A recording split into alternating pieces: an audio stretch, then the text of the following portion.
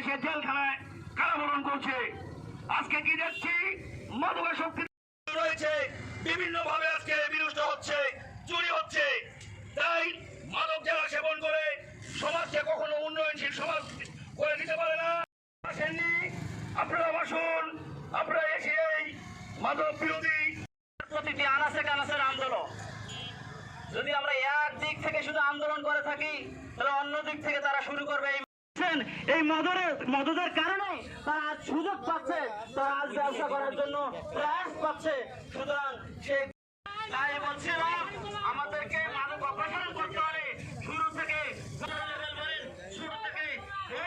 আমাদেরকে অপসারণ করে এই মাদক বিরোধী আন্দোলন আমাদেরকে আন্তরিক ধন্যবাদ এবং কৃতজ্ঞতা জ্ঞাপন করছি।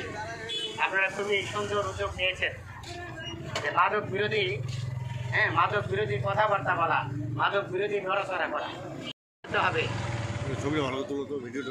যাদের বয়স 10 থেকে 30 বছর, 25 বছর, মানে তারা ছাত্র, এরা যেন বেলা ডোবার পরে ঘরের বাইরে না থাকে। বেলা ডোবার পরে যেন আপনার সন্তান ঘরের বাইরে না থাকে। তাহলে দেখবেন সিগারেট, গুল, তামাক, আলাপাতা, সাদা পাতা,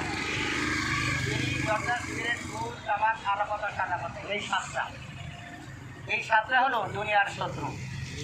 মানে যে ছেলেটা জর্দা খাওয়া শেখে বা বিড়ি খাওয়া শেখে, বা আমি আপনাকে অনুরোধ করবো বা আদাব নমস্কার দিয়ে তাকে বুঝাবেন যেটা শরীরের ক্ষতি, জীবনের ক্ষতি, টাকা নষ্ট এবং পরিবার নষ্ট, দেশ নষ্ট। এরপরে আরেকটা আইন আছে, কিশোর ধূমপান আইন 1919। কি আইন? কিশোর ধূমপান আইন 1919। দেখেন এই আইনের বয়স 106 বছর। তার মানে কিশোর যাদের বয়স 18 বছরের নিচে, আপনারা আপনারা আয়োজন করেছেন মাদক বিরোধী মানববন্ধন বা মাদক বিরোধী, তাদের তথ্য গোপনে আমি জেলা প্রশাসক আমাকে জানাবেন। আমার প্রত্যেকটা উপজেলা নির্বাহী অফিসার রয়েছে, তারপরে সহকারী প্রফেসর হবে।